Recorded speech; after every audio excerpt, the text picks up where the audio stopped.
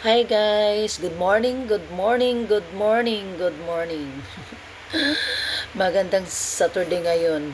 Magandang Saturday.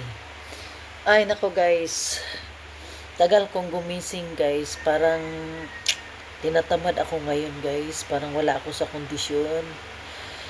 Kasi nag-iisa lang ako dito guys sa bahay.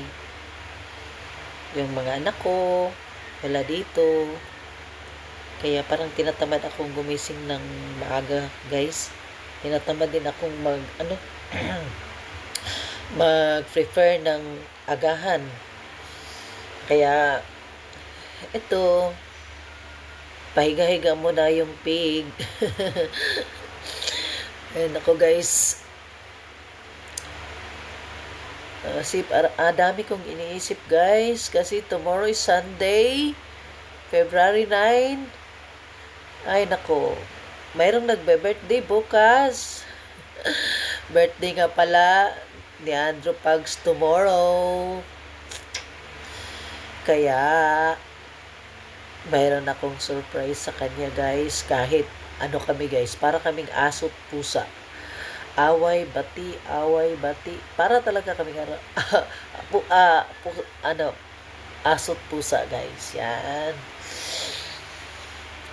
Pero ano lang yan guys, mga mild lang na mga tampuhan, ganun naman talaga ang buhay guys, di ba?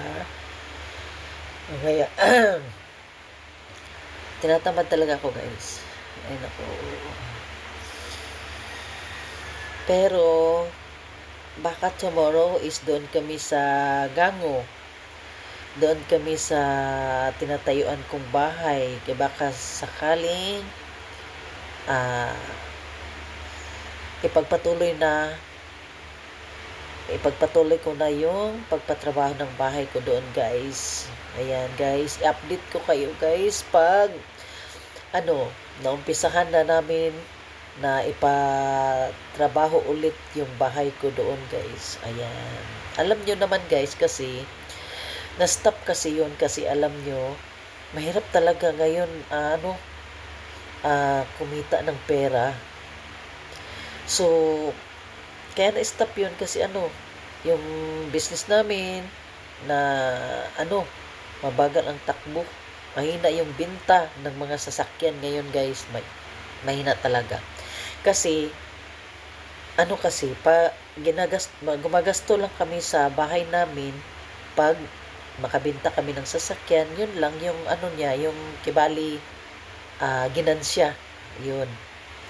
Pero mahina talaga ang benta guys, pero okay lang, kahit paano makakaraos din. Nandiyan naman si God.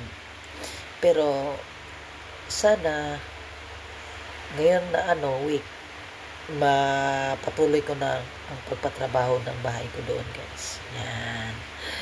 So, ang dami kong iniisip guys. Tomorrow is Sunday, birthday ni Andrew Pugs. Siguro, yun lang. Ihaw-ihaw lang siguro kasi alam nyo na, mahirap ang panahon.